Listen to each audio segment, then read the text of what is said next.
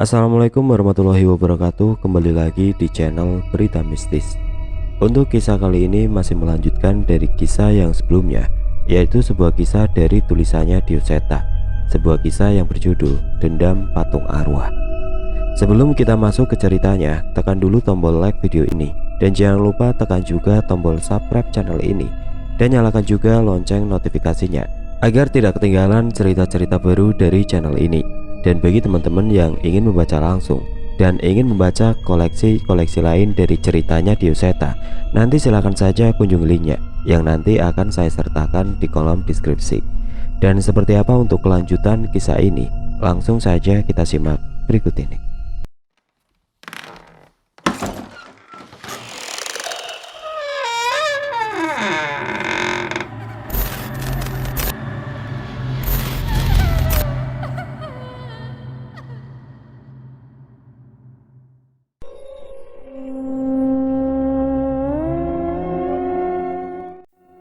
Cerita kali ini dari sudut pandang Cahyo. Derasnya rintikan hujan beradu dengan kaca helm yang aku gunakan untuk menerobos perjalanan malam ini. "Mas, yakin mau lanjut? Terus banget nih," keluh Guntur yang sepertinya khawatir dengan kondisi perjalanan kami. "Maunya ya berhenti, Tur. Tapi ini kanan kiri hutan semua. Nanti saja, nunggu kalau udah ada pemukiman." Sejujurnya, tanganku juga sudah mulai gemetar karena menahan dinginnya air hujan yang menerpa jas hujanku. Tapi bila berhenti di tengah jalan pun, kami hanya bisa berteduh di bawah pohon tanpa ada penerangan sedikit pun. "Itu Mas, di depan sudah mulai banyak warung." Guntur menunjukkan keberadaan beberapa warung yang mulai terlihat di hadapan kami. Ada beberapa truk yang terparkir di sana dan ada beberapa warung dengan penerangan seadanya, seolah sudah siap menyambut kami. Alah Masnya, sampai hujan-hujanan begini," sambut seorang pria muda yang sepertinya menjaga warung ini. "Jiwa muda harus nekat, Mas," balasku singkat. Kami pun mengambil handuk kecil dari tas dan mengeringkan bagian tubuh kami yang tidak selamat dari terpaan hujan. "Mas-masnya dibuatin apa? Kopi atau teh?" tanya penjaga warung itu. "Satu kopi, satu teh, Mas. Kalau ada gorengan anget juga boleh." Tidak berapa lama secangkir kopi dan secangkir teh pun diantarkan kepada kami. Kami menikmati hangatnya minuman itu di tengah hujan yang tetesannya sesekali masih mencapai kami yang tengah berteduh ini. "Sumpah Mas, enak. Tambah gorengan anget pasti jos tenan," ucap Guntur menikmati tehnya. "Tenan toh, di balik musibah pasti selalu ada hikmah." Suara berisik dari hujan deras itu tidak menyurutkan niat kami untuk membicarakan tujuan kami sebenarnya. Tujuan kami adalah sebuah desa di pedalaman yang cukup jauh dari desa lainnya. Aku nggak nyangka Mas Cahyo nggak nolak waktu disuruh ke desa tempat tinggalnya Jambrong dulu. Padahal tempatnya sudah jelas nggak wajar, ucap Guntur. "Kamu pikir selama ini seorang Cahyo mainnya kemana saja? Bisa ketemu listrik di desa yang aku datengin aja udah seneng." Aku sudah lupa berapa desa terpencil yang sudah aku datangi. Yang tidak aku sangka, ternyata masih ada warga yang mau tinggal di tempat-tempat yang jauh dari kata modernisasi. Walau begitu, terkadang aku iri dengan mereka yang selalu bersyukur dengan keadaan yang ada. "Masih ada desa yang belum kemasukan listrik, Mas?" tanya Guntur bingung. "Ada, bukan karena pemerintah tidak peduli, tapi jalur untuk menarik kabel listrik hampir tidak mungkin." Guntur mengernyitkan dahinya membayangkan sekelam apa desa itu. "Desa yang mau kalian datangi juga tidak ada listrik. Lebih baik malam ini menginap di sini saja." Tiba-tiba penjaga warung itu keluar dengan membawa beberapa tempe mendoan dan bakwan hangat ke hadapan kami. Seketika mataku dan Guntur berbinar-binar mendapati 2 piring gorengan hangat terhidang di hadapan kami. "Lah, Masnya kok tahu tujuan kami?" tanyaku pada penjaga warung itu. "Ya jelas tahu, saya juga salah satu pendekar dari sana. Dan tasbih yang digunakan Masnya itu jelas berasal dari desa saya, desa Gandurejo." Aku memperhatikan tasbih yang digunakan di tangan Guntur. Aku menduga itu adalah pemberian Nyai Jambrong. Penjaga warung itu pun memperkenalkan diri dengan nama Darman. Ia adalah salah satu pendekar dari perguruan di desa Gandurejo. Kami memang sempat mendengar tentang desa ini dari Nyai Jambrong. Tapi saat ini, hujan yang deras memperdengarkan kami secara lengkap tentang cerita desa itu dari mulut Mas Darman. Kalau kalian melewati hutan malam-malam menuju desa, kalian pasti akan melihat hal yang aneh-aneh, buka Mas Darman. Desa Gandurejo adalah desa pelatihan untuk para pendekar.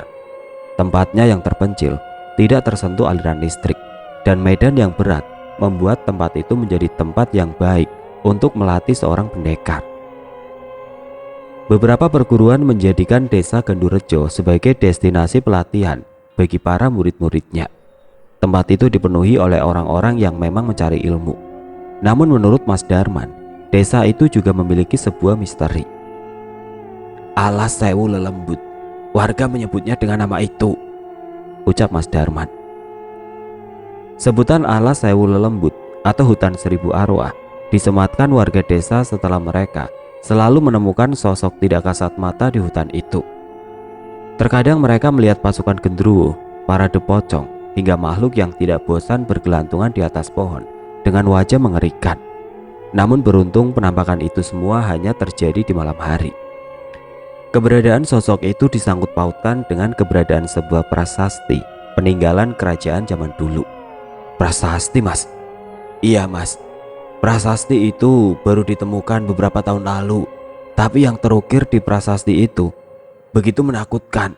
Ada kutukan di sana, jelas Mas Darman. Kutukan? Guntur menanggapi kami dengan bingung. Mas Darman menceritakan tentang kutukan di prasasti itu. Kata-kata itu bertuliskan tentang apa yang akan diterima oleh siapapun yang memotong jati pitu atau jati tujuh yang berada di sekitar prasasti itu. Jati pitu adalah 7 pohon jati tua yang berdiri tegap hampir mengelilingi prasasti. Siapapun yang melakukan hal itu akan mati dengan puluhan tusukan tombak. Jasadnya dimakan hewan buas, tubuhnya terkoyak hingga organnya berhamburan. Prasasti gelap inilah yang dipercaya warga mengundang sosok gaib di sekitarnya. Tapi Mas tenang saja, besok pagi biar saya antar sekalian pulang, balas Mas Darman. Wah, makasih loh Mas Darman. Hampir saja aku pasrah tersesat dengan kendaraan antik di pinggir hutan, balas Guntur. Aku pun segera mengambil sarungku dan menyabetkannya kepada Guntur. Kendaraan antik opo? Tak bilangin Simba lo, ntar kamu gak boleh naik. Bercanda Mas Cahyo, si Mbak mah udah jadi idola, canda Guntur. Ternyata ucapan Mas Darman tidak basa-basi. Ia benar menyiapkan kursi bambu besar di dalam warung dengan beberapa kain yang bisa digunakan sebagai selimut. Kalau mau tidur bisa di sini ya Mas, besok saya bangunin, tawar Mas Darman. Kami berterima kasih pada Mas Darman dan izin untuk menutup mata sebentar setelah perjalanan yang cukup panjang. Darman, keluar kamu.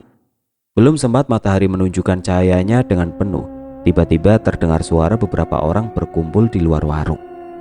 Aku mencari Mas Darman, namun tidak ada tanda-tanda dia berada di tempat ini. Kalau tidak mau keluar, aku hancurkan tempat ini, ancam orang yang menghampiri tempat ini. Mendengar ucapan itu, aku pun meninggalkan kursi bambu yang aku gunakan untuk tidur dan menghampiri ke arah pintu. Guntur yang tengah tertidur lelap pun sampai terbangun dengan teriakan itu. Punten, ada apa ya Mas? Tanyaku berusaha sopan dengan mereka. Mana Darman? Suruh dia keluar, teriak orang itu. Mas Darmanya lagi nggak di tempat Mas, mau ditunggu saja apa gimana? Namun bukannya menjawab dengan baik, orang itu malah menggebrak pintu dan membentakku. Jangan bohong, keluarkan dia atau saya hancurkan warung ini. Nggak bohong Mas, jangan, kasihan Mas Darman, balasku lagi dengan nada sedikit memelas. Dari penampilannya dan tubuhnya, sepertinya mereka bukan hanya sekedar preman biasa. Mereka seolah berasal dari perguruan bela diri. Mungkin mereka juga berasal dari desa yang sama dengan Mas Darman. Sayangnya bukannya bersikap sopan, mereka malah menerobos masuk ke dalam dan mencoba menghancurkan barang-barang di warung. Dengan sigap aku menangkap tangan mereka dan mendorong mereka kembali menjauh. Kurang ajar, ngelawan kamu, ucap orang itu. Ya enggak Mas, tapi jangan hancurin warung Mas Darman, nanti dia makan apa? Balasku masih berusaha untuk bersabar. Walau dengan memelas seperti itu, mereka masih berusaha masuk untuk menghancurkan warung Mas Darman. Aku terus menahan mereka dan mendorong keluar dari pintu. Merasa kesal, mereka pun mulai mencoba menyerangku. Sebuah pukulan melesat tepat ke arah wajahku, namun aku menangkisnya dengan mudah dan mendorongnya menjauh. Rupanya perbuatanku itu semakin membuat mereka marah. Mereka pun kembali menyerangku. Aku berusaha melindungi tubuhku dari berbagai macam serangan yang mereka daratkan ke arahku. Setidaknya kali ini serangan mereka mengarah kepadaku, bukan warung ini. "Mas Cahyo, mereka siapa?" Guntur yang tersadar dengan keadaanku berusaha menyerang mereka. Namun dengan cepat aku menahan serangannya dan menyuruhnya untuk mundur. "Jangan ikut campur." Guntur tidak mengerti. Ia masih terus mencoba menolongku, tapi aku menatapnya dengan tajam dan memintanya untuk mundur. "Benar bocah, jangan sampai kami harus membuatmu babak belur juga." Aku melihat rasa geram Guntur. Kepalan tangannya seperti sudah tidak tahan melihat kejadian ini, tapi aku memintanya untuk bersabar sebentar lagi. Benar saja, setelah puas mendaratkan pukulan ke tubuhku, mereka pun berhenti. Mungkin saat ini wajahku sudah penuh lebam dengan darah yang menetes di pinggir bibirku. "Itu peringatan untuk Darman. Temui kami atau kami akan datang lagi," ucap orang itu yang akhirnya pergi meninggalkan kami. Tapi saat keadaan sudah aman, Guntur langsung menarikku dan mengambil peralatan obat-obatan yang kami bawa dan membantu mengobati lukaku. "Kenapa nggak dilawan saja sih mas? Harusnya kalau kita lawan berdua, mereka bukan lawan yang sulit," ucap Guntur kesal. "Terus habis dilawan, ya mereka pasti bakal kabur," balas Guntur. "Terus setelah mereka kabur." Guntur terdiam sesaat. Ia baru sadar apa yang akan terjadi setelahnya. "Mereka pasti bakal datang dengan orang yang lebih banyak. Kalau kita masih ada di sini, mungkin masih aman. Tapi kalau hanya tersisa Mas Darman di tempat ini, keadaannya pasti lebih kacau." Guntur menghela nafas. Ia sepertinya masih tidak terima dengan keputusanku. Wajar saja, hal ini memang terlihat tidak adil. Tapi suatu saat ia harus mengerti bahwa pengorbanan kecil kadang diperlukan untuk melindungi sesuatu yang besar. "Pokoknya aku masih kesel Mas Cahyo sampai dipukulin begini," balasnya sambil terus mengobatiku. "Dengerin Tur, ingat ini baik-baik. Terkadang kita memang harus kalah dalam sebuah pertarungan untuk memenangkan sebuah pertempuran," jelasku pada Guntur. "Maksudnya apa mas?" "Nanti kamu juga ngerti," ucapku sembari mengusap kepala Guntur. Tidak berapa lama setelah kejadian itu, terdengar suara seseorang masuk ke dalam warung. "Mas Cahyo, di Guntur, bangun. Ada pepes ikan nih, sarapan dulu," ucap Mas Darman baru saja kembali ke warung. "Wah, mantap nih. Ayo sarapan dulu Tur." Mas Darman memperhatikanku sesaat. Ia menemukan bekas luka dan beberapa perban yang menempel di wajahku.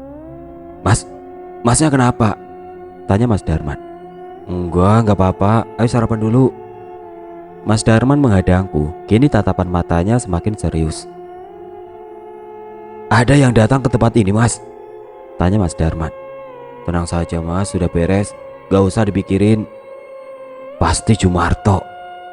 Mas Darman meminta maaf kepadaku, tapi aku memaksanya untuk tidak memikirkan hal itu. Terlebih bila berbuat macam-macam, masalah yang lebih besar bisa saja menimpa Mas Darman. Sebenarnya aku cukup penasaran dengan masalah yang membuat seseorang bernama Jumarto itu mengincar Mas Darman. Tapi aku memilih untuk tidak bertanya lebih jauh, dan semoga saja mereka sudah cukup puas setelah mengajarku. Sesuai janji, Mas Darman mengantarkan kami ke desa Gandurejo setelah menutup warungnya. Aku kira lokasi desa tidak jauh dari warung Mas Darman. Rupanya kami masih harus menempuh perjalanan 1 jam lagi untuk memasuki desa Gandurejo. Pertama kali aku memasuki desa ini, yang terlintas dalam pikiranku adalah desa alam. Sebuah desa yang tidak jauh dengan sungai, dengan hamparan pepohonan mengelilinginya. "Mas Darman, itu suara air terjun?" tanya Guntur penasaran. "Iya, gak jauh dari sini ada air terjun. Tapi kalau musim panas, suaranya gak akan sederas ini," jawab Mas Darman. Mas Darman menceritakan kalau kami harus berhati-hati dengan tempat ini, terutama dengan tempat yang bernama Alas Demit. Tadi kami sempat melewati tempat itu, dan memang benar ada kekuatan besar yang menarik sosok-sosok tidak kasat mata untuk berkumpul di tempat itu. Semoga saja kami tidak harus berurusan dengan benda yang disebut dengan prasasti kutukan itu. Mas Darman pun mengantarkan kami ke rumah kepala desa. Mbak Sarman namanya. Nyai Jambrong sudah memberitahu tentang Mbak Sarman yang sudah menjaga desa ini selama puluhan tahun tanpa ada yang menggantikan.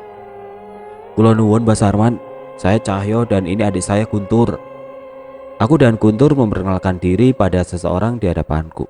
Walau sudah cukup berumur, Mbak Sarman memiliki tubuh yang tegap dan sehat. Sepertinya dia sama sekali tidak bisa diremehkan. Monggo, masuk mas, kenalannya Mas Darman, tanya Mbak Sarman. Boten mbah, kebetulan saja ketemu di warung, sekalian saja saya antarkan ke sini, balas Mas Darman. Mbak Sarman mempersilahkan kami duduk dan menyuguhkan teh hangat bersama beberapa makanan kering. Mas-masnya ini ada apa? Sampai jauh-jauh datang ke tempat terpencil seperti ini. Mau mencari guru atau belajar ilmu? Tanya Mbak Sarman. Tidak heran beliau bertanya seperti itu. Pasalnya, desa ini memang dipenuhi orang-orang yang sepertinya berniat untuk berlatih ilmu bela diri. Bukan mbah, kami dimintai tolong seseorang untuk mengambil barang miliknya. Dulu dia sempat lama tinggal di tempat ini. Oh, biar saya bantu. Dia tinggal di perguruan mana? Siapa namanya? Ucap Mbak Sarman. Yang minta tolong eyang saya mbah. Perguruannya saya kurang tahu, tapi kita kenalnya namanya Nyai Jambrong, ucap Guntur. Brak. Tiba-tiba Mas Darman jatuh dari bangkunya dan wajah Mbak Sarman terlihat kaget saat mendengar perkataan Guntur. Mas Darman gak apa-apa, ucap Guntur yang khawatir. Gak apa-apa, tapi benar kamu cucunya Nyai Jambrong? Tanya Darman dengan cara berbicara yang tiba-tiba berubah. Bukan sih mas, saya muridnya, tapi saya sahabatnya Arum, cucu satu-satunya Nyai Jambrong, balas Guntur polos. Sekali lagi terdengar suara yang kali ini berasal dari gebrakan meja. Sontak aku dan Guntur pun ikut kaget. Ternyata benar, nenek peot itu masih hidup, ucap Mbak Sarman. Iya mbah, tapi Mbak Sarman ini gak musuhan sama Nyai Jambrong kan? Tanyaku dengan penuh hati-hati. Kali ini Guntur memegangi lenganku seolah takut dengan raut wajah Mbak Sarman. Kalian lihat luka di leher samping saya ini. Ini adalah ulah nenek peot itu, teriak Mbak Sarman. Aku menelan ludah mendengar cerita itu. Sepertinya aku harus mulai berhati-hati dengan Mbak Sarman. Aku hampir lupa bahwa sebelum kenal dengan kami, Nyai Jambrong adalah sosok yang jahat dan tidak ragu untuk membunuh lawannya. Tapi bila kalian bertemu dengan anak saya, Nyai Jambronglah yang menolong dia waktu hanyut di sungai, lanjut Mbak Sarman. Saat itu raut wajah Mbak Sarman kembali melunak. Aku menarik nafas lega, berharap kejadian itu tidak menjadikan Nyai Jambrong sebagai musuhnya. Mas Cahyo sama Guntur, nanti kalau ketemu orang jangan bilang kalau kenalannya Nyai Jambrong ya. Dia punya banyak musuh di desa ini, jelas Mas Darman. Iya mas, balas Guntur dengan cepat.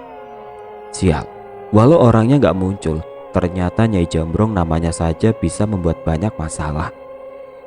Ya sudah, habis ini kita ke rumah nenek peot itu. Kalau kalian mau bersih-bersih, kalian bisa tinggal di sana, ucap Mbak Sarman. Tapi kalau cuma sebentar, menginap di rumah saya saja daripada repot-repot bersih-bersih, apalagi rumah itu, ucap Mas Darman terputus. Rumah itu kenapa mas? Katanya di sana banyak pusaka yang bisa hidup sendiri, ucap Mas Darman. Aku saling bertatapan dengan Guntur. Setahu kami Nyai Jambrong bukan seorang penggemar pusaka, tapi mungkin kita akan tahu setelah masuk ke rumahnya. Terpisah dari pemukiman desa, ada sebuah rumah kayu besar yang tidak terawat. Tanaman menjalar sudah tumbuh di atapnya, tapi ada satu ciri khas tempat tinggal Nyai Jambrong yang aku ketahui. Ada sebuah pohon besar di dekatnya yang mengatapi rumah tersebut. Aku mencoba membuka pintu rumah itu, namun terkunci dengan rapat. Untuk kunci rumah ini yang memegang siapa mbah? Mbak Sarman menggeleng. Sepertinya ia memang tidak tahu siapa yang memegang kunci bangunan ini. Belum ada satupun orang yang bisa masuk ke rumah ini. Bila kalian disuruh oleh nenek peot itu, harusnya kalian tahu cara masuk ke dalam, ucap Mbak Sarman. Aku bertatapan dengan Guntur, dan sepertinya Nyai Jambrong memang tidak memberi petunjuk mengenai cara membuka rumah itu. Tapi sepertinya Guntur penasaran. Ia mendekat ke pintu utama bangunan itu dan meletakkan tangannya di sana. Tidak lama kemudian terdengar suara kunci selop kayu yang terbuka dari dalam, dan pintu itu terbuka dengan mudah. Guntur menatap bingung kepadaku, tapi aku hanya mengusap kepalanya. Ini artinya Guntur memang sudah dianggap menjadi murid Nyai Jambrong. Terbuka, Mbah, ucap Mas Darman heran. Berarti benar, akhirnya rumah ini bisa terbuka juga, ucap Mas Darman. Ada hal mengenaskan di rumah ini. Salah satunya adalah alasan mengapa rumah ini tidak bisa terbuka. Ada satu sosok yang menjaga bangunan ini seorang diri dari dalam. Kini ia menatap kami jauh dari dalam rumah. Dia adalah roh seorang prajurit berbaju kumuh. Tepat saat Guntur memasuki rumah, roh itu mendekat dan berlutut di hadapan Guntur. Tidak ada satupun kata dari makhluk itu. Namun yang aku tangkap, ia menganggap Guntur sebagai tuanya, seperti Nyai Jambrong. Awalnya Guntur bingung, tapi mungkin ini juga salah satu maksud dari Nyai Jambrong meminta kami datang ke tempat ini. Ia pun menoleh ke arahku dan meminta persetujuanku. Aku pun mengangguk dan menepuk pundak Guntur. Sudah, tugasmu sudah selesai. Kamu sudah bebas, ucap Guntur pada sosok itu. Roh prajurit itu menatap pada Guntur dengan tatapan tidak percaya. Tuhan yakin? Tanya roh itu. Guntur mengangguk dan menunjukkan tasbih pemberian Nyai Jambrong. Perkataanku adalah kehendak Nyai Jambrong. Pergilah, ucap Guntur. Seketika raut wajah roh prajurit itu berubah. Ada sedikit senyum haru di wajahnya yang akhirnya menghilang seperti kabut yang terbawa angin. Kami menarik nafas lega melihat kejadian itu. Sepertinya kami akan menemukan kejutan lain lagi di rumah ini. Ya sudah, silakan habiskan waktu sepuasnya di sini. Kalau butuh apa-apa, kalian bisa temui saya atau Mas Darman, pamit Mas Sarman. Jangan malu-malu ya Mas, tapi sepertinya ada satu pesan lagi yang harus saya sampaikan, ucap Mas Darman sembari menatap Mbak Sarman.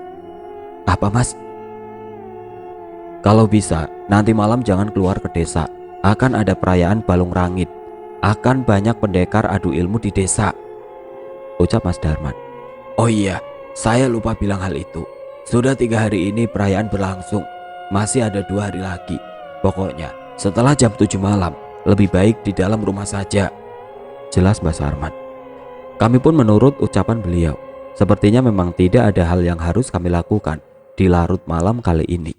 Semoga saja. Cukup aneh, harusnya rumah ini sudah tidak dimasuki selama puluhan tahun. Tapi dari dalam tempat ini seolah masih terawat. Memang benda dan perabotan di rumah ini sudah ditutupi debu, tapi tidak ada tanda-tanda kelapukan maupun bagian rumah yang bocor. Apa roh prajurit tadi yang menjaga tempat ini, Mas? Tanya Guntur. Aku pernah mendengar tentang ritual tumbal sebelum membangun sebuah bangunan. Hal itu bisa membuat bangunan menjadi awet, bahkan setelah beratus-ratus tahun. Aku menduga mungkin saja di masa lalu Nyai Jambrong sempat melakukan hal serupa. Kalau memang benar, mungkin aku bisa membaca maksud tujuan Nyai Jambrong meminta kami kemari. Sesuai arahan Nyai Jambrong, kami pun mengambil sebuah kotak berisi benda keramat yang disimpan oleh Nyai Jambrong. Selain kotak itu, aku tidak merasa ada benda berharga lain di rumah ini. Memang ada beberapa benda antik yang terpajang di dinding, tapi itu tidak lebih dari sekedar pajangan. Aku dan Guntur bersepakat untuk hanya membersihkan satu kamar untuk bermalam. Besok kami akan langsung pulang dan meninggalkan rumah ini. Seperti ucapan Mas Darman, kami mendengar suara keramaian dari arah desa. Namun karena tidak ingin terlibat masalah lagi, kami memilih untuk berdiam di kamar sembari mendoakan bangunan ini. Drak! Di tengah tidurku tiba-tiba terdengar suara dari arah jendela. Aku segera bangun dan mencari tahu asal suara itu. Jendela kamar tiba-tiba terbuka. Ada seseorang menatapku dari jauh di luar jendela itu. Siapa kamu? Tapi orang itu tidak menjawab. Ia malah berpaling dan berjalan seolah memintaku mengikutinya. Aku menoleh pada Guntur sebentar, memastikan apakah ia akan baik-baik saja saat aku tinggal. Tapi firasatku seolah memaksaku untuk mengikuti sosok itu. Dengan cepat aku berlari mengejarnya. Tapi secepat apapun aku berlari, sosok itu selalu ada jauh di hadapanku. Anehnya, aku sama sekali tidak merasa lelah. Pengejaranku berhenti di sebuah tempat dengan 7 buah pohon jati yang terpisah dari pohon lainnya. Di tengah formasi itu ada sebuah prasasti yang bertuliskan aksara Jawa. Apa ini prasasti kutukan yang diceritakan Mas Darman? Aku mencoba mendekat dan memastikan prasasti itu. Bentuknya sebuah batu lempeng besar dengan ukiran kata-kata yang hampir utuh. Namun sayangnya banyak sosok-sosok mengerikan menatapku dari jauh, seolah terkumpul oleh energi dari prasasti ini. Setelah tersadar dari kekagumanku akan prasasti ini, aku kembali mencari sosok yang ku kejar. Tiba-tiba, ia berada di hadapanku. Sosok pria dengan baju kerajaan zaman dulu. Ia tidak berbicara apapun dan menghilang begitu saja. Seketika aku seperti tertarik menjauh dari tempat itu dengan cepat. Entah apa yang terjadi, tiba-tiba aku terbangun di tempatku tertidur sebelumnya. Mimpi. Tapi semua terasa nyata. Apa sukmaku meninggalkan tubuhku? Apa itu penglihatan? Kejadian tadi terasa begitu nyata. Tanpa sadar terdengar suara ayam berkokok menandakan subuh telah datang. Aku yang masih gelisah mencoba keluar untuk menikmati udara pagi. Ada cahaya dari ufuk timur yang menerangi pagi ini. Awalnya aku cukup heran mengapa matahari terbit sepagi ini, sampai aku sadari itu bukanlah cahaya matahari. Cahaya itu berkobar seperti nyala api yang terlihat dari arah desa. Guntur, bangun Guntur. Ada yang tidak beres di desa. Aku mencoba membangunkan Guntur yang masih terlelap. Bila memang ada masalah, aku tidak mungkin meninggalkan Guntur seorang diri. Ada apa toh Mas Sahyo? Tanya Guntur bingung. Ada kebakaran di desa. Sontak Guntur melipat sarungnya dan bergegas mengenakan pakaiannya untuk mengikutiku. Benar, ada kebakaran di desa. Beberapa orang terlihat sibuk memadamkan rumah mereka, sementara tidak sedikit orang yang terkapar di tanah. Apa ini hasil perayaan semalam? Ini sama sekali tidak pantas. Mas, lihat di atas rumah-rumah itu, ucap Guntur. Aku pun menoleh ke arah atap rumah-rumah yang terbakar. Ada sosok hitam dengan kaki dan tangan yang panjang. Lidahnya menjulur seolah bersiap melahap sesuatu. Setan itu menunggu apa? Gak mungkin nungguin korban yang mati kan? Ucap Guntur. Kali ini aku tidak mau tinggal diam. Secepat mungkin aku memperhatikan semua rumah. Beberapa rumah sudah hampir padam. Hanya ada satu rumah yang masih menyala. Ada seseorang terkapar di depannya. Itu Mas Darman. Mas Darman. Tubuhnya penuh luka hingga tidak sadarkan diri. Aku menatap ke arah rumahnya. Perlu waktu lama untuk memadamkannya, tapi keberadaan makhluk itu membuatku curiga. Tidak ada pilihan. Mau tidak mau aku harus memastikan. Aku membasahi tubuhku dan menutupi tubuhku dengan sarung. Ada sebuah ajian yang aku gunakan untuk melindungi diri dari nyala api ini sementara waktu. Dengan cepat aku menerobos rumah kayu sederhana itu dan mengecek ke kamar. Dan benar saja, seorang anak kecil sedang menangis di sudut kamar, meratapi ibunya yang sudah kehilangan kesadaran. Ayo, ikut sama Mas, ucapku yang segera membopong wanita yang tidak sadarkan diri itu, sembari berusaha meraih anak itu. Anak itu ketakutan dan menggeleng, namun api terus menyala semakin besar. Mas ayo, terdengar suara Guntur dari luar. Sepertinya keadaan sudah semakin parah. Aku pun terpaksa menarik tubuh anak itu dan menggendongnya. Kayu-kayu atap yang terbakar mulai berjatuhan. Aku harus berhati-hati menghindarinya. Tapi sosok makhluk hitam tadi sudah menghadangku di ruang tengah. Ia seperti tidak terima. Tumbal yang seharusnya bisa ia dapatkan malah aku selamatkan. Tapi tidak mungkin aku membiarkannya menghalangiku. Seketika suara raungan Wanasura yang kesal memenuhi seluruh ruangan dan membuat makhluk itu menjauh. Dengan cepat aku pun pergi dan membawa kedua tubuh itu keluar dari rumah. Tepat saat keluar dari rumah, Guntur menyiram tubuhku untuk meredakan rasa panas yang aku rasakan. Mas Sahyo gak apa-apa. Mbak Sarman ternyata sudah sampai di tempat ini setelah membantu memadamkan rumah lain. Saya gak apa-apa Pak. Ibu, anak ini, dan Mas Darman, mereka yang butuh pertolongan. Seketika Mbak Sarman memerintahkan perangkat desa lainnya untuk membantu Mas Darman dan keluarganya. Tapi masalah belum selesai. Dengan selamatnya mereka, makhluk-makhluk hitam itu menatapku dengan kesal. Mereka seperti mencoba untuk menyerangku. Ojo wani-wani, Mbak Sarman menatap ke arah makhluk itu dengan tajam. Entah bagaimana bisa hanya dengan ucapan seperti itu, semua makhluk itu ketakutan dan menjauh. Mbak Sarman bisa melihat juga. Mereka Ingon salah satu perguruan. Seharusnya ia hanya memakan manusia yang ditumbalkan untuk mereka. Jelas Mbak Sarman. Gila, bahkan ada perguruan yang memelihara makhluk seperti ini. Untuk apa? Segila apa ilmu yang dicari mereka sampai harus memelihara setan-setan ini. Tepat saat matahari terbit, api pun padam. Warga mulai kembali ke rumah masing-masing, sementara Mbak Sarman membantu merawat Mas Darman dan beberapa orang yang terkapar di balai desa. Apa selalu seperti ini, Mbah? Tanya Guntur. Luka dan babak belur itu sudah biasa, tapi ini sudah keterlaluan. Sejak beberapa hari yang lalu, aku merasa ada yang aneh dengan salah satu perguruan, ucap Mbak Sarman. Leh, keluar Leh, api. Tiba-tiba Mas Darman terbangun sambil mengigau. Anak saya masih di rumah terbakar api. Mas Darman panik. Aku pun menahannya dan menolehkannya ke arah anak dan istrinya yang sedang terbaring dirawat. Mereka aman Mas, tenang dulu ya. Untuk rumah Mas Darman, maaf kami terlambat. Mas Darman menangis. Ia lega saat mengetahui istri dan anaknya selamat. Aku pun memeluknya berusaha meredam emosinya.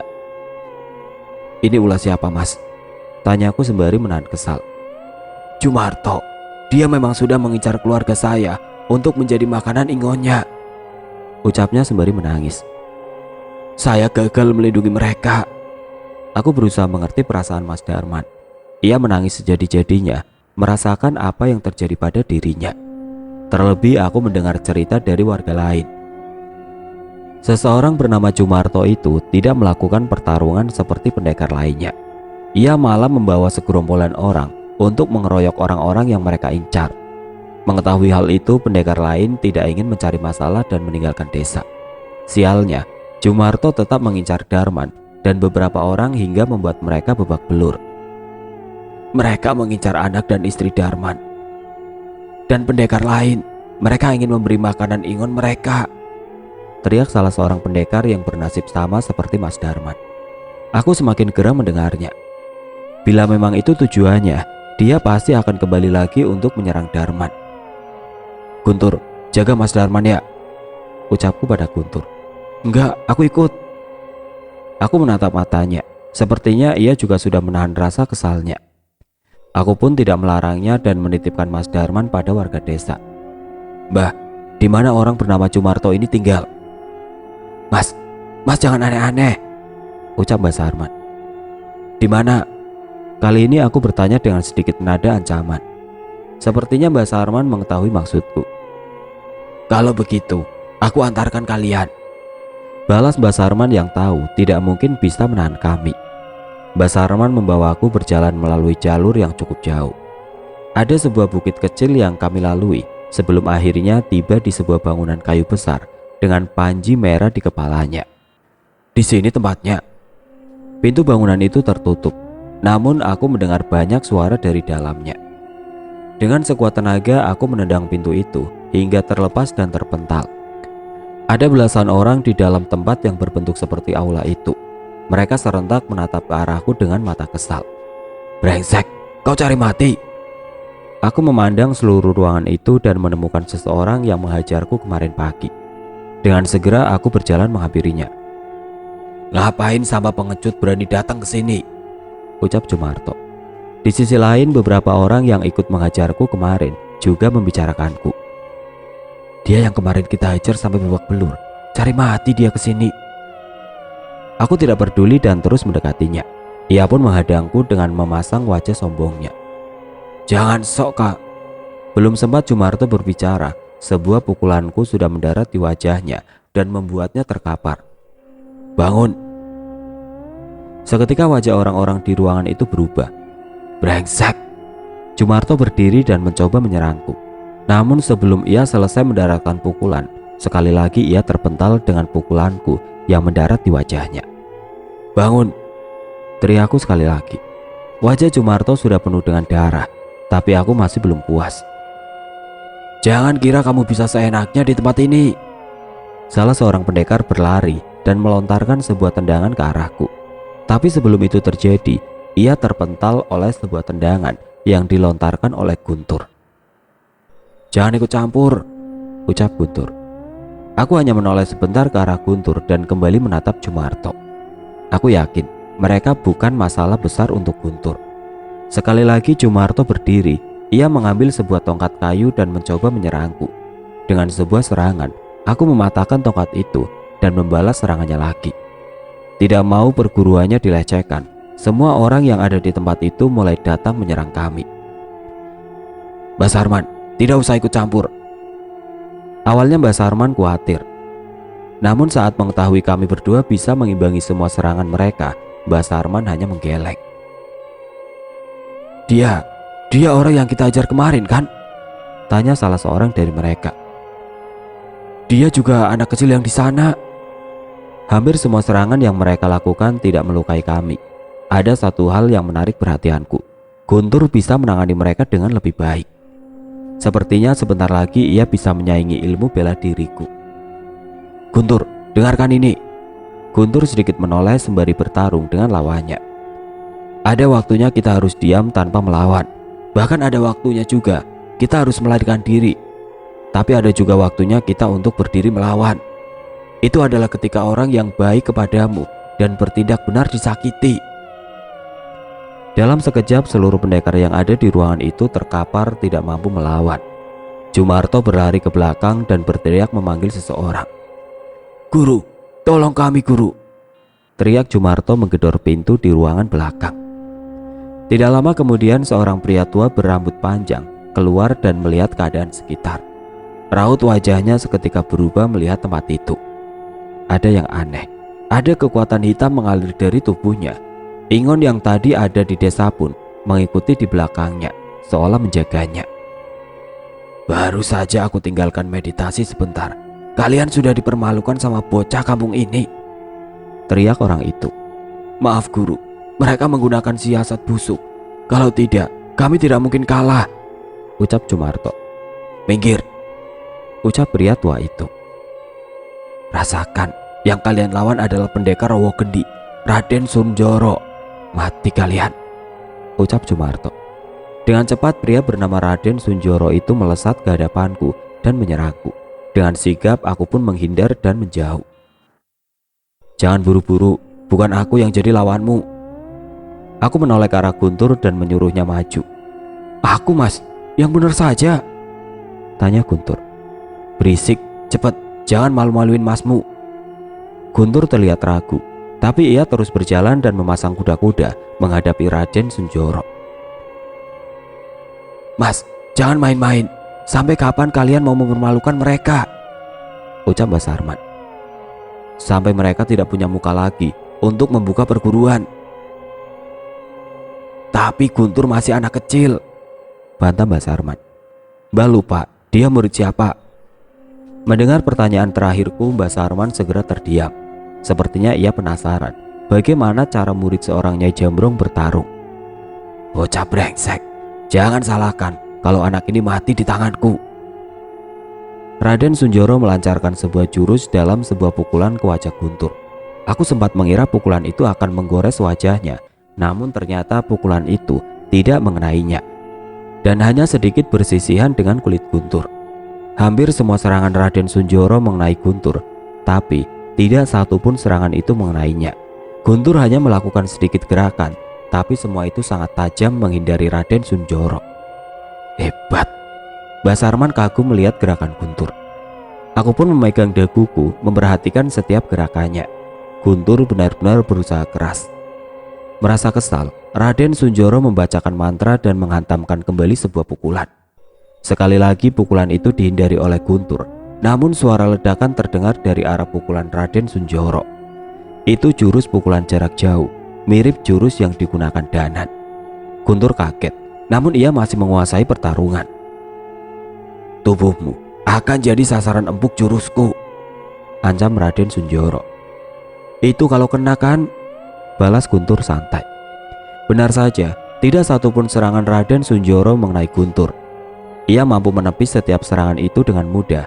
Sebaliknya, walaupun awalnya serangan Guntur dapat ditahan oleh Raden Sunjoro, Lambat laun ia mulai merasa kesakitan, hingga sebuah tendangan yang sangat kuat menerjang tepat di dada Raden Sunjoro. "Ah, aku tahu gerakan itu," ucap Mbah Sarman. "Aku juga pernah dibuat terpental sama tendangan itu," sahutku pada Mbah Sarman sembari mengingatkan bagaimana Nyai Jambrong mempercundangiku saat pertama bertarung dengannya. Jumarto kaget gurunya dapat dikalahkan oleh seorang anak kecil. "Siapa kamu sebenarnya?" tanya Raden Sunjoro. "Saya Guntur, pewaris ilmu bela diri Nyai Jambrong," ucap Guntur dengan gagahnya. Seketika seluruh pendekar di tempat itu tidak percaya dengan apa yang mereka dengar. Aku melihat ketakutan dari wajah mereka. "Nyai Jambrong, tidak mungkin, dia tidak pernah mau menerima murid," bantah Raden Sunjoro. "Kalau masih belum percaya, maju saja lagi," tantang Guntur. Aku tersenyum melihat pertumbuhannya seorang pendekar. Seorang bocah mengesalkan yang dulu cerewet, kini berhadapan dengan pimpinan perguruan seorang diri. Dia hanyalah Guntur, seorang manusia biasa dengan tujuan hidup biasa, tapi dengan kebesaran hati yang luar biasa. "Kalau dia memang muridnya Jambrong, maka ia harus segera kita habisi. Serang!" perintah Jumarto. Belum sempat mereka menyerang Guntur, aku menjejakkan kaki di tanah yang menimbulkan dentuman besar hingga mereka terdiam. "Kalian pasti tahu apa yang terjadi bila Nyai Jambrong tahu muridnya dikeroyok." Seketika mereka pun ragu melangkahkan kakinya dan menahan diri. Aku pun tertawa. Ternyata nama besar Nyai Jambrong mampu membuat mereka takut. "Jangan sombong. Ada alasan mengapa aku memimpin perguruan ini," ucap Raden Sunjoro. Sebuah ritual ia lakukan dengan membuat sebuah gerakan. Ada mantra yang ia bacakan hingga sosok Ingon yang tadi ada di desa kini mendekat ke arahnya. Makhluk-makhluk hitam bertangan dan berkaki panjang itu kini membantunya untuk menyerang Guntur. Ini baru masalah. "Wanasura!" Tidak mau memperpanjang lagi, akhirnya aku memanggil kekuatan Wanasura untuk menghadapi Ingon hitam milik Raden Sunjoro. "Guntur, selesaikan ini dengan cepat. Firasatku tidak enak." Ingon-ingon yang mencoba menyerang Guntur pun terpental dengan seranganku. Guntur mengikatkan tasbihnya pada tangannya sembari membaca doa untuk menenangkan pikirannya. Entah jurus apa yang ia punya, namun aku sama sekali tidak merasakan ada kekuatan batin dalam serangannya.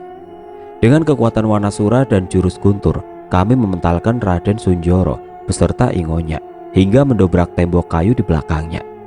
Raden Sunjoro terkapar tidak berdaya. Semua pendekar di ruangan itu pun gentar dengan kami. Namun sayangnya, masalah besar baru dimulai.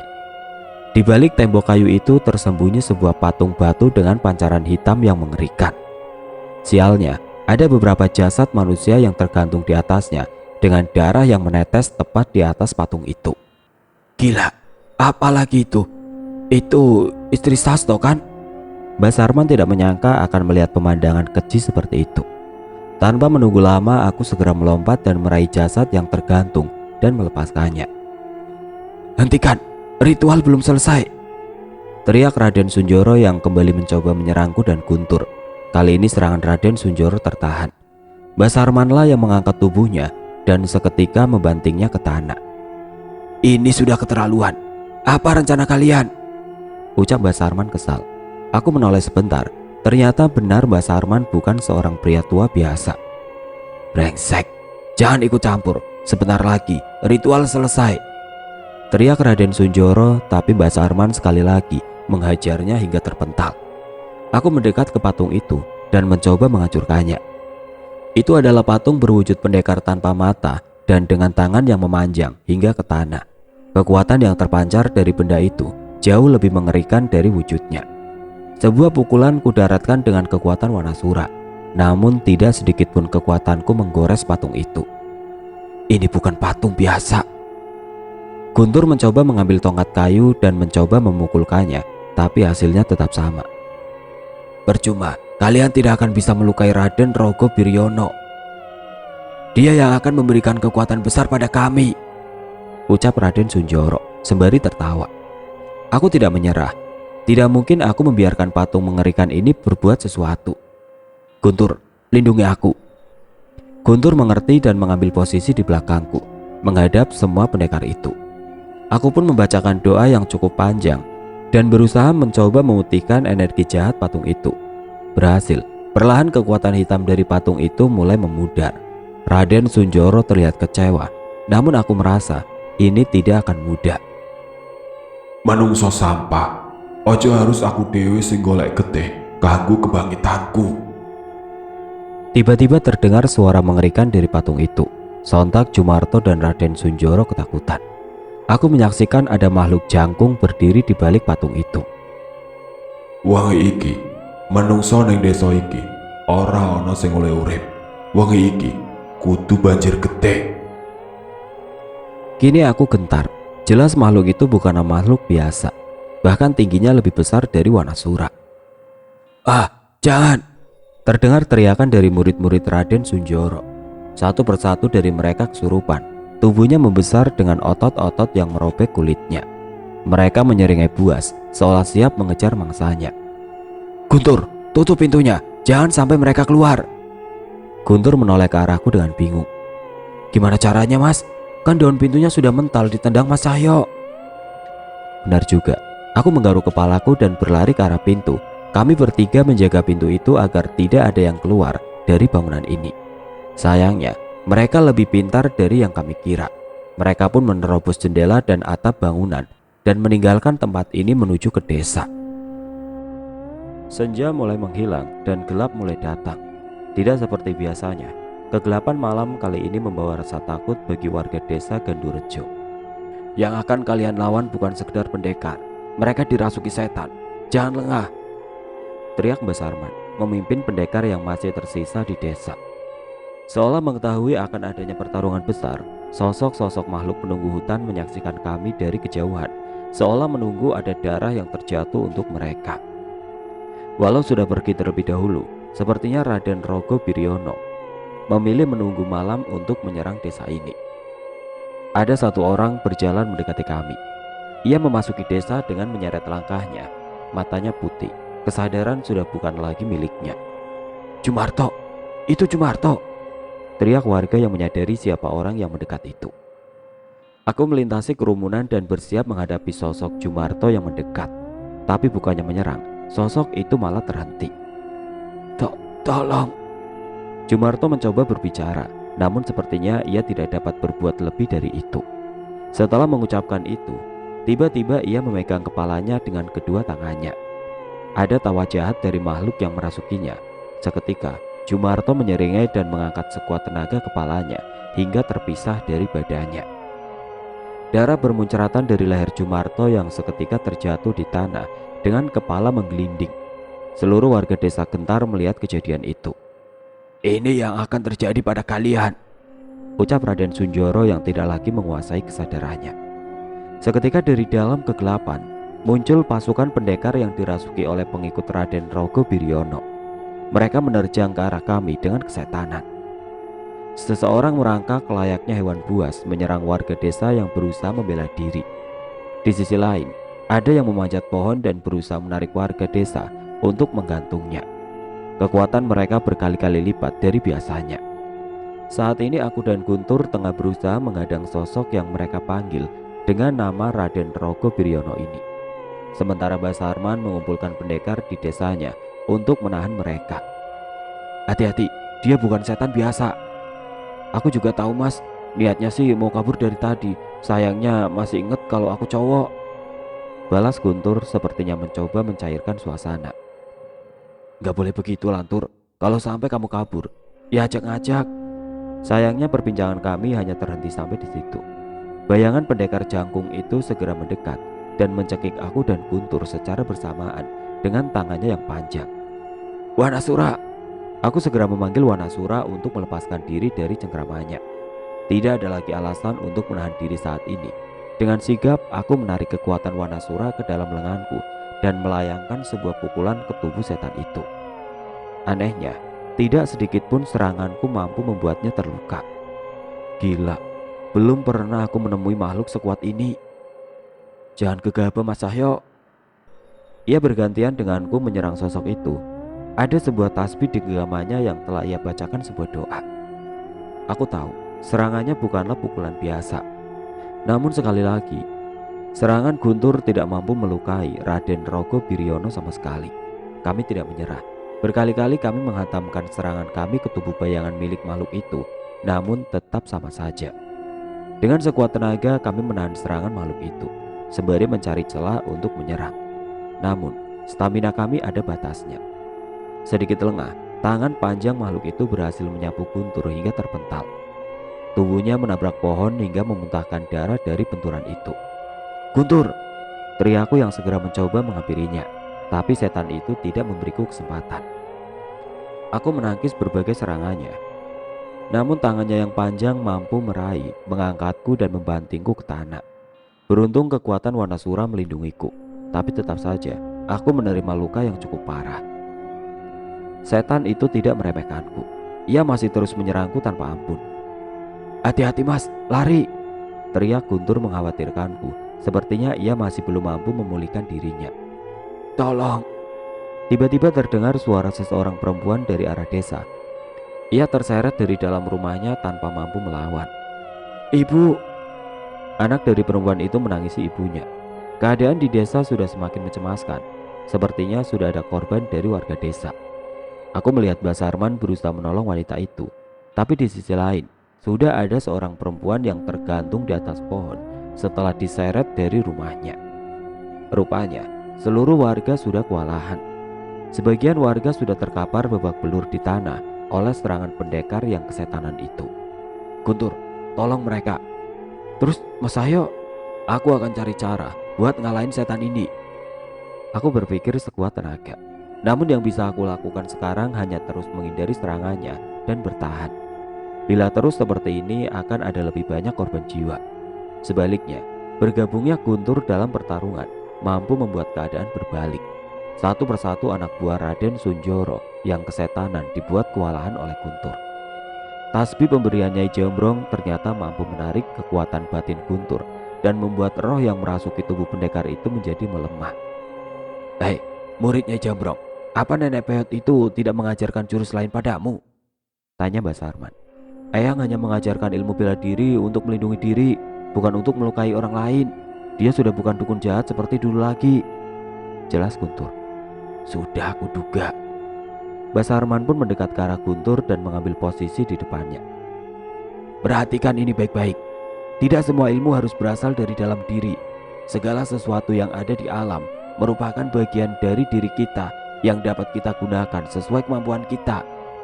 Energi tidak kasat mata melayang-layang di sekitar kita dan kita bebas membentuknya sesuai kehendak. Pikirkan apa hal terhebat yang bisa kau pikirkan. Tarik sebanyak mungkin energi itu ke dalam tubuhmu dan tumpuk semuanya dalam satu pukulan."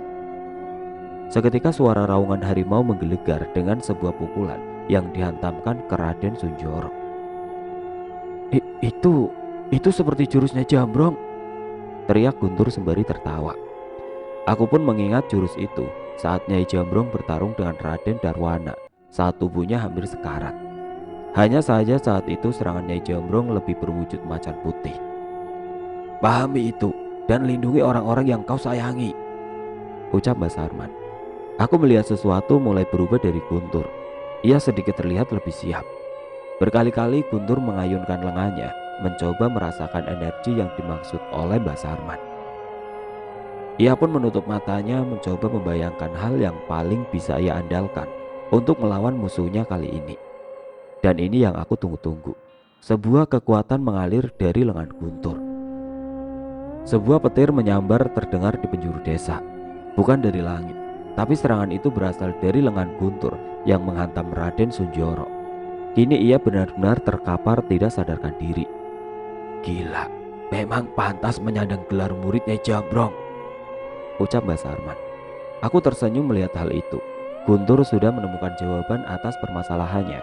Kini tinggal bagaimana caraku melawan makhluk mengesalkan ini. Saat aku memperhatikan sekitar, tiba-tiba terlihat sosok manusia dari jauh yang terlihat tidak asing.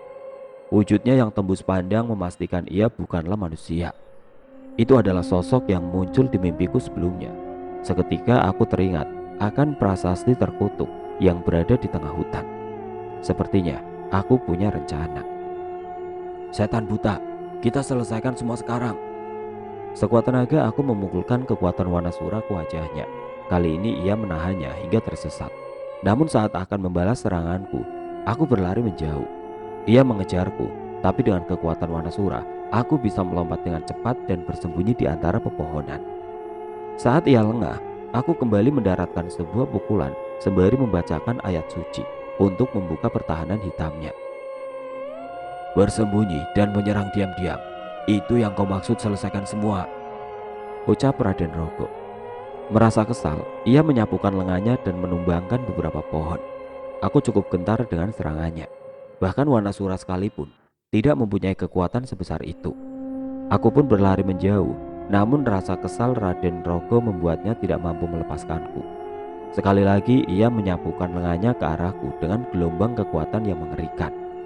Aku pun menghindar dan serangannya menghancurkan pohon jati yang ada di belakangku. Rencanaku berhasil. Ngapunten nggih Mas penunggu, ucapku sembari mengarah kepada prasasti dan sosok makhluk penunggunya. Beberapa pohon jati itu rusak, salah satunya bahkan sampai terbelah. Sekarang tinggal kita buktikan, apakah kutukan prasasti itu benar adanya. Raden Rogo tiba-tiba sudah ada di hadapanku. Dengan wajah kesalnya, ia mencoba menyerang, namun tiba-tiba dari udara muncul benda seperti tombak yang menusuk tubuhnya. Brengsek, apa ini? Siapa kalian? Teriak Raden Rogo, namun tidak ada suara apapun. Perlahan aku menjauh mundur dari Raden Rogo. Prasasti yang sebelumnya terlihat begitu tua, kini samar-samar seperti bersinar. Siapapun yang merusak jati pitu atau ketujuh pohon jati ini akan menerima kutukan seperti yang tertera di prasasti ini. Sialan, kau menjebakku, teriak Raden Rogo. Kekuatan kutukan prasasti itu benar-benar mengerikan. Dari sekitar Raden Rogo muncul bayangan bersama makhluk hitam yang mencapik-capik tubuhnya dengan mengerikan. Selama tubuh patungku masih utuh, aku akan kembali. Kau akan merasakan yang lebih mengerikan dari ini. Ia pun merintih kesakitan, tapi dalam sekejap suaranya menghilang setelah hewan buas memakan kerongkongannya. Raden Rogo pun menghilang bersamaan dengan hilangnya cahaya di prasasti ini. Gila, ini benar-benar kutukan yang gila. Samar-samar aku merasakan ada seseorang di belakangku. Dan benar, ada roh seseorang di sana. Dia adalah roh penjaga prasasti ini. Siapa kamu sebenarnya? Bisa-bisanya kau memanfaatkan kutukan prasasti ini, ucap sosok berpakaian kerajaan zaman dulu itu. Iya ngapunten, mohon maaf, saya tidak kepikiran cara lain, balasku meminta maaf. Makhluk itu mengangkat tangannya seolah tidak ingin memusingkan hal itu, tapi sepertinya ia memiliki maksud lain. Sudah, tidak masalah. Toh tujuan dari makhluk itu juga menghancurkan keturunanku. Mungkin akulah yang seharusnya berterima kasih. Keturunan? Apa ini adalah permasalahan antara dua kubu? Keturunan? Maksud masnya apa?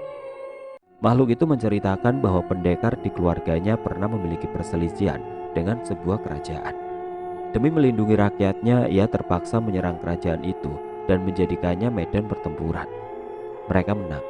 Namun beberapa orang sakti dari kerajaan itu ada yang masih bertahan dan ingin membalas dendam.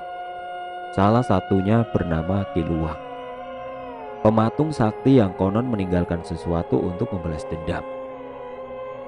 Patung itu sedang mengumpulkan kekuatan sebelum akhirnya akan membalas dendam kepada anak dan cucu kami, ucap roh itu. Itu adalah cerita yang singkat. Namun aku merasa ada hal yang lebih pelik dari itu hingga seseorang bernama Ki Luwang ini menanamkan dendam hingga sedemikian rupa. Bila Ki Luwang dan peninggalannya masih mencoba mengumpulkan kekuatan, berarti masih akan ada banyak korban yang berjatuhan menjadi tumbalnya. Maaf, memangnya masnya siapa? Dan siapa keturunan masnya? Mungkin dengan mengetahuinya aku bisa mencari cara menghentikan dendam Ki Luwang. Saya adalah Raden Suwarga Dharma Wijaya. Aku hanya menjaga prasasti ini. Tunggu, Dharma Wijaya? Berarti Anda leluhur Dirga Dharma Wijaya, dan ada hubungan darah dengan Raden Arya Dharma Wijaya? Tanyaku lagi. Raden Suwarga tersenyum mendengar ucapanku. Sepertinya memang sudah takdir kita dipertemukan. Ini gawat. Berarti nyawa Dirga dan Abah dalam bahaya. Apalagi Dharma Wijaya merupakan terah besar. Berarti masih ada keturunan Dharma Wijaya yang akan diincar oleh mereka. Mas Raden Suarga, apa yang harus saya lakukan untuk melindungi Dirga? Raden Suarga menggeleng. Saya tidak tahu. Saat ini saya hanya menjaga prasasti ini. Prasasti berisi kutukan yang saya buat untuk melindungi Jati Pitu. Mas Raden ini aneh-aneh aja loh. Kenapa sampai bikin kutukan begitu untuk pohon jati? Raden Suarga menghela nafas. Jati Pitu adalah istilah. 7 pohon jati ini hanya simbolnya. Dia melambangkan 7 pilar tanah Jawa yang tidak boleh dirusak. Ada 7 prasasti juga yang melindunginya, ucap Raden Suarga. Aku menggaruk-garuk kepalaku. Penjelasan Raden Suarga kali ini cukup membuatku bingung. Namun karena tidak ada lagi yang bisa kami bicarakan, aku pun izin untuk pamit membantu Guntur. Tunggu, ada satu yang bisa aku bantu, ucap Raden Suarga. Aku berhenti sebentar dan kembali menoleh. Raden Rogo akan bangkit lagi. Saat itu terjadi prasastiku akan menyala dan bersinar ke langit. Itu adalah pertanda untuk kalian. Memangnya butuh berapa lama Raden Rogo untuk mendapatkan tubuh itu lagi? 1 purnama. Aku pun mengangguk mengerti dan berpaling meninggalkan prasasti itu. Aku pun berlari dan sampai di desa dengan banyak orang yang terkapar. Pemandangan ini begitu mengerikan. Ada seseorang perempuan mati tersangkut di pohon. Ada seseorang pendekar yang tubuhnya terbelah 2. Dan banyak pendekar yang terkapar di tanah. Tapi pertarungan ini sudah selesai. Seluruh anak buah Jumarto kini terbaring tidak bernyawa. Mas Cahyo, Raden Rogo. Aku hanya membalasnya dengan menggoreskan jariku di leher. Mati. Guntur pun menghela nafas lega. Bagaimana bisa? Tanya Mbak Sarman. Saya memanfaatkan prasasti kutukan itu. Beruntung itu berhasil. Mbak Sarman menggeleng mendengarkan rencanaku. Aku pun segera menceritakan bahwa ini hanya sementara. Warga desa Gondurejo harus mengungsi dan meninggalkan desa ini sebelum Raden Rogo bangkit lagi. Mbak Sarman mengerti. Ia pun mulai membentuk kelompok untuk melakukan evakuasi. Setelahnya aku pun berpamitan pada Mbak Sarman dan Mas Darman. Aku harus mencari sinyal untuk memberitahu tentang masalah ini pada Pak Lek dan Danan. Aku berjanji akan mengunjungi mereka lagi. Masih ada yang harus aku cari tahu tentang desa Nyai Jambrong dan prasasti kutukan itu.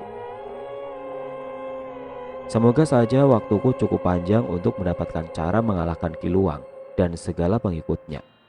Patung pendekar. Yang benar kamu Jul, ucap Danan kaget. Tapi anehnya, ia tidak begitu heran saat aku ceritakan bahwa patung itu memiliki kekuatan yang begitu besar. Apa ada cerita serupa, Nan? Ya, Pak Ale nemu patung sinden. Aku berhadapan sama patung kakek kepala kambing. Dan kamu patung pendekar. Sudah lengkap 3. Jelas Danan. Ada 3 yang seperti ini? Tanyaku kaget. Iya Jul, cepetan balik. Kita harus bahas ini sama Dirga dan Abah secepatnya.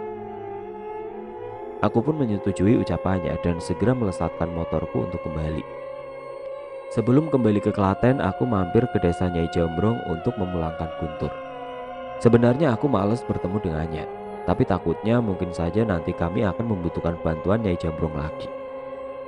Lama sekali, cuma mengambil ini saja kak, ucap Nyai Jambrong menerima sebuah kotak kayu dari Guntur. Ya ampun Eyang, demi ngambil itu aja, kami hampir mati, balas Guntur. Kalau sampai hampir mati, berarti kamu masih kurang latihan. Besok bangun subuh, teriak Nyai Jambrong. Sontak wajah Guntur berubah menjadi jelek setelah mendengar perintah gurunya itu. Udah nurut aja, besok aku juga ikut bangun subuh, masakin sarapan. Tiba-tiba terdengar suara anak perempuan yang masuk ke rumah membawakan makanan kecil. Arum, kalau aku sih bangun subuh gak masalah, sudah biasa, ucap Guntur yang seketika menjadi sumringah ketika melihat Arum. Aku tertawa sendiri melihat kelakuan Guntur. Tapi yang lebih menarik perhatianku ketika Nyai Jambrong membuka isi kotak itu. Ada sebuah kain jarik dengan motif batik emas.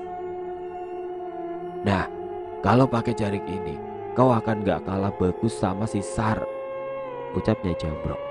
Seketika teh yang baru saja diminum oleh Guntur muncrat dan wajahnya berubah merah.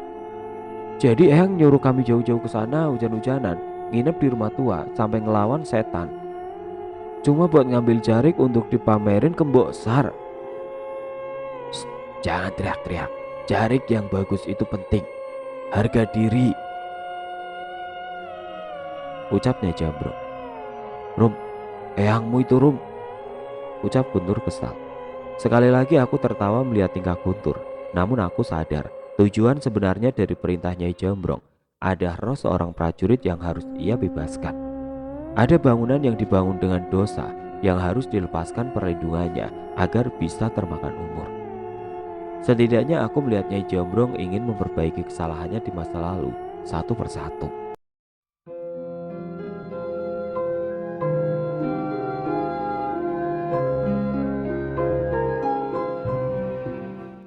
Oke teman-teman, sampai di sini dulu ceritanya. Nantikan kelanjutan kisah ini di video berikutnya. Agar tidak ketinggalan, klik tombol subscribe channel ini dan nyalakan lonceng notifikasinya. Wassalamualaikum warahmatullahi wabarakatuh.